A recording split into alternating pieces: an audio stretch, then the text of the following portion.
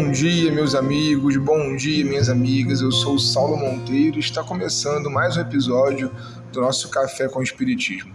E eu quero te perguntar, como você está hoje, hein?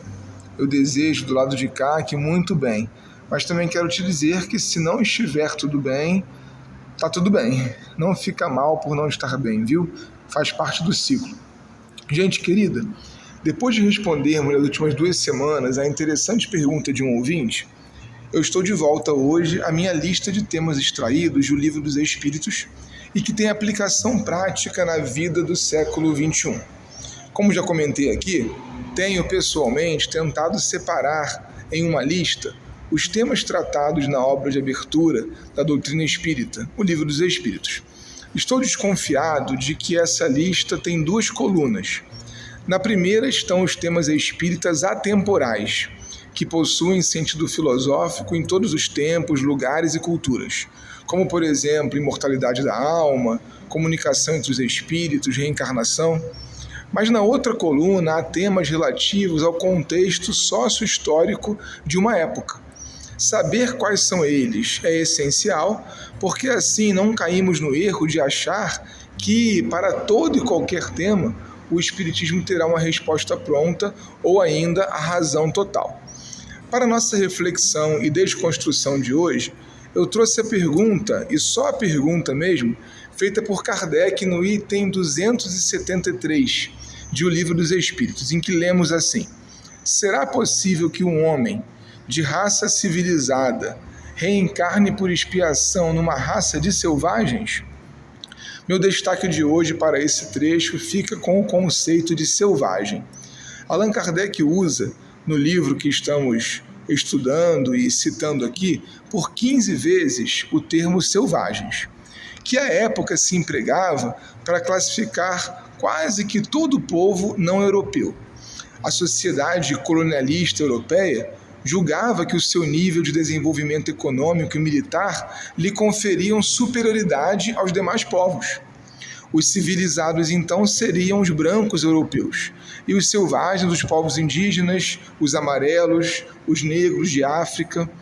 Vale lembrar que essa inferiorização é completamente cultural e foi usada para justificar atrocidades como o sequestro e a escravização de pessoas antes livres. Repara que Kardec transportou para seu texto uma lógica social, cultural e até mesmo científica de um tempo. Temos aqui então um primeiro aprendizado. Não pode ser um ponto doutrinário espírita a ideia de pessoas selvagens. Se Kardec estava somente seguindo um conhecimento aceito em seu tempo, isso já não é mais assim há pelo menos 100 anos. Não podemos, dessa forma, reproduzir a expressão selvagem nos dias de hoje, muito menos quando se fala da teoria espírita sobre os povos originários, que não pensa isso. Mas temos um segundo aprendizado adjacente a esse. É possível se verificar, por exemplo, se lá em 1500, quando os portugueses chegaram e invadiram o Brasil, se o moralmente superior era um navegador europeu ou um pajé tupiniquim? Isso é, do ponto de vista reencarnatório, completamente impossível. Não dá para verificar, não dá para provar. Os aspectos que usamos para comparar e chamar de superior ou inferior são aspectos completamente materiais, são meramente culturais, econômicos, desenvolvimentistas.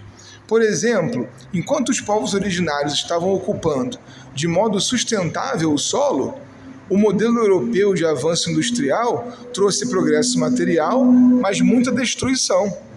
Hoje em dia, ainda estamos brigando para chegarmos a um consenso sobre como evitar um colapso ambiental do planeta.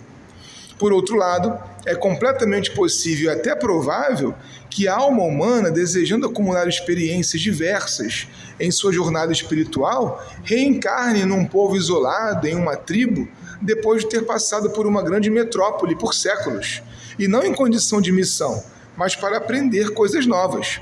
A métrica da gente não dá conta de afirmar sobre coisas assim. É por isso que seria irresponsável tentar criar uma cronologia ou uma hierarquia aqui. E esses dois aprendizados, gente, desembocam em uma conclusão a que temos chegado em alguns episódios já. Não é seguro tratar o texto espírita como palavra sagrada. Há ali informações verificáveis e outras discutíveis. Só o nosso exercício de autonomia intelectual poderá separar os dois tipos e, a partir daí, produzirmos algo seguro, que não nos coloque numa posição de, indiretamente, defensores do etnocentrismo, das violências físicas e psicológicas que povos minoritários recebem até hoje. Na próxima semana, eu pretendo tratar do conceito de raça e da questão também do racismo com mais calma.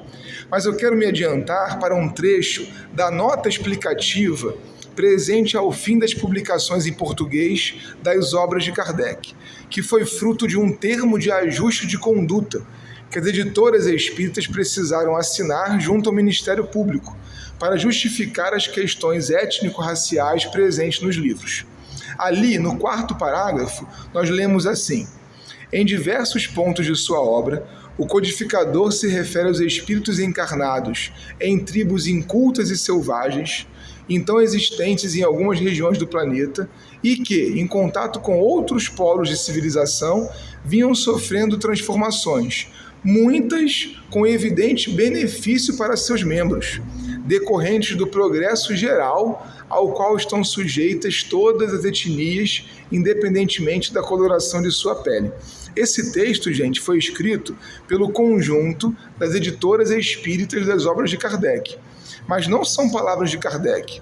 Isso de que as tribos teriam se beneficiado do contato com o homem branco, nós nunca lemos em Kardec. E não representa um pensamento espírita verificável. Nós não precisamos dizer que o indígena aprende com o europeu para justificar Kardec. Aliás, não devemos dizer, porque o europeu explorou e escravizou o indígena. Kardec não precisa dessa justificativa, porque como homem de seu tempo, mas também como lúcido de suas crenças, honesto, rigoroso, certamente ele saberia hoje voltar atrás e reconhecer que a palavra selvagem não poderia ter sido empregada.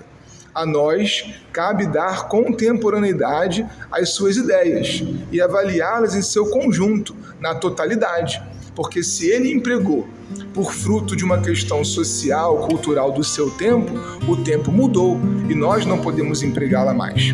Um forte abraço e até o próximo Café com o Espiritismo.